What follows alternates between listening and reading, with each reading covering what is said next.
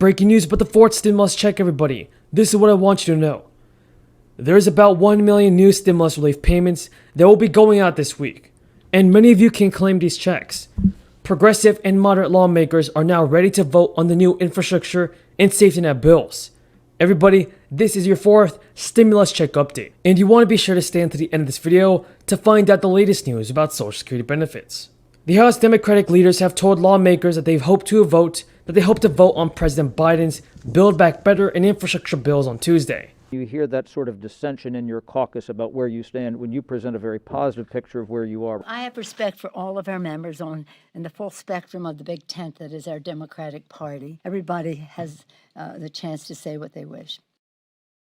Are mad because they believe moderates prevailed, reducing the overall cost of the bill. Plus, they nixed family leave and beefed up Medicare. Liberals are flexing their muscles. They want to finish writing a revised $1.75 trillion bill by Sunday. Folks, that's right. Congress is now set to vote on the infrastructure bill as well as our fourth stimulus bill. But many people, everybody, are saying the timeline is ambitious. And this comes as lawmakers are still revising the safety net package that's needed to win the support of nearly every Democrat in the House and all 50 Democrats in the Senate. Still, it is unclear whether they can resolve the lingering differences and achieve the near unanimity they need by then. But the new self-imposed deadline is an attempt to hasten negotiations and finish the bill quickly. Do you believe that President Biden, Nancy Pelosi, and Chuck Schumer can get the fourth stimulus check sent out before the end of the year? Tell me in the comments down below, everybody. I really do believe that they should, because there are many American people in this country in need of financial assistance. A fourth stimulus check is definitely needed. If you guys agree, then let's get this video to 1,000 likes. Yesterday, President Biden announced a framework on a pair of spending bills, including an impressive $555 billion to combat climate change. As The Atlantic pointed out, even after all of the accommodations to Senators Manchin and Sinema, the final bill will still represent the biggest concentration of new and expanded federal initiatives since President Lyndon B. Johnson passed those Great Society programs our part.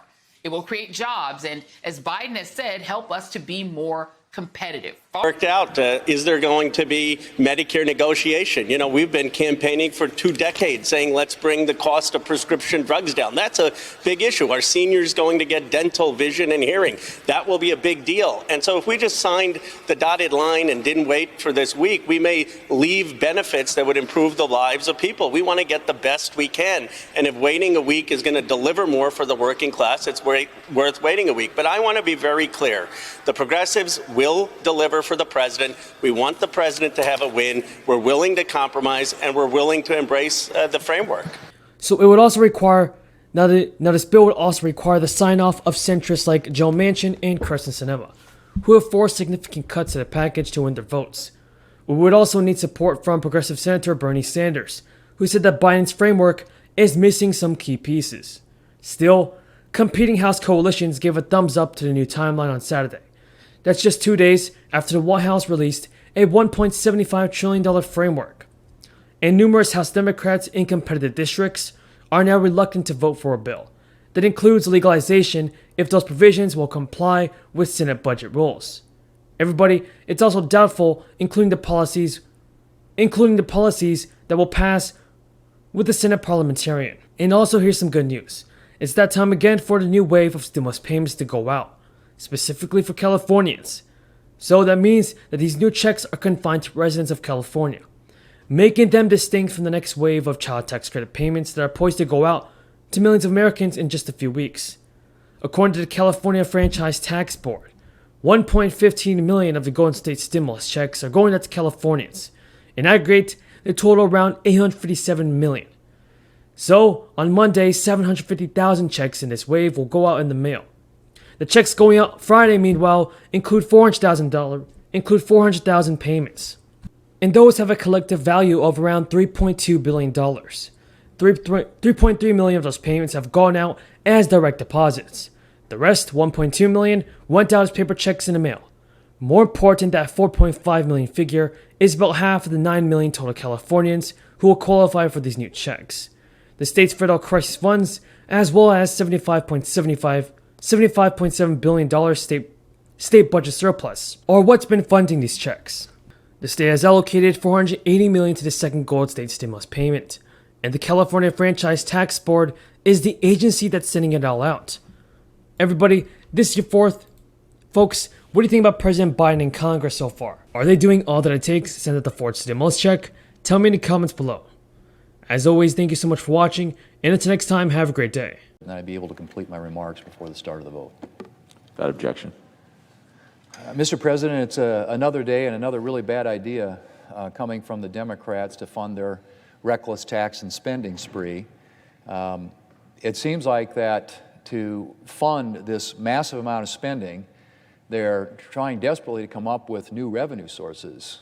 So much so that as of yesterday, still under consideration was a tax on unrealized gains, in other words, on income that people haven't received yet. And to just put that into perspective, if carried to its full conclusion, if that became a precedent as part of tax policy in this country, and it never has been before, you could, to put it in terms that people would understand, a lot of people participate in a 401k, they have some sort of retirement plan from their employer, that if there was a gain in a particular year, say that the total value of their portfolio of assets that are in that retirement plan, in that 401k, went up by 20%, they could be taxed on that 20% even though they haven't received the income yet. That's what is being talked about here in terms of the precedent.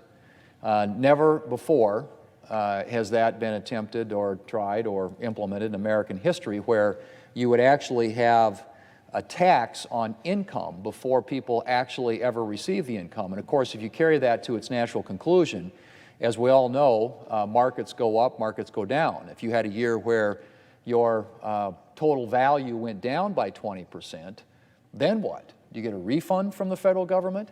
My understanding is that they would offer some sort of a tax credit in a case like that if you had a year when you had losses. But I mean, just think about the precedent that that would establish, Mr. President, what that could mean for the American people if at some point the government literally could tax you on income that you hadn't received yet.